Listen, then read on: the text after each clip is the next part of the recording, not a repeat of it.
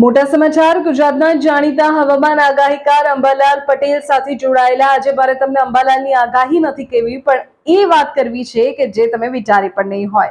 અંબાલાલ પટેલે એવો નિર્ણય લીધો છે કે હવેથી હવામાન અંગે તેઓ કોઈ જ આગાહી નહીં કરે.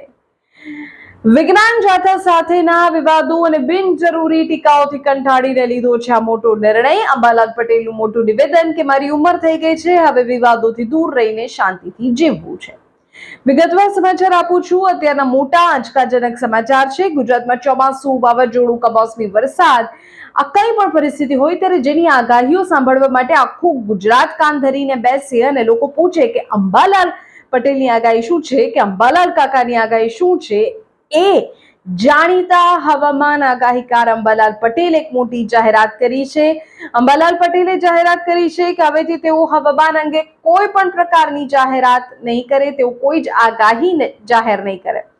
વર્ષોથી પોતાની પરંપરાગત પદ્ધતિ અને નક્ષત્રો, જ્યોતિષ આધારિત ગણતરીઓથી ચોક્કસ અંદાજ લગાવનારા અંબાલાલ પટેલ ના આ નિર્ણયથી ગુજરાતના લાખો ખેડૂતો અને જેઓ તેમની આગાહી પર વિશ્વાસ કરે છે એવા તમામ અનુયાયીઓમાં આશ્ચર્ય છે.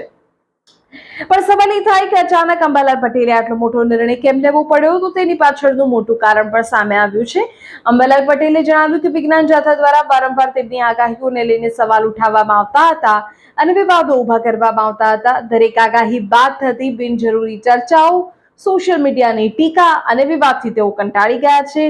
તેઓ આવા કોઈ પણ પ્રકારના વાદ વિવાદમાં પડવા માંગતા નથી અને પોતાના નિર્ણયની સ્પષ્ટતા કરતા અંબાલાલ પટેલે ભાવુક સુરે કહ્યું કે હવે મારી ઉંમર થઈ ગઈ છે અને મારે આ ઉંમરે કોઈ વિવાદોનો સામનો નથી કરવો, બસ શાંતિથી જીવન વિતાવવું છે.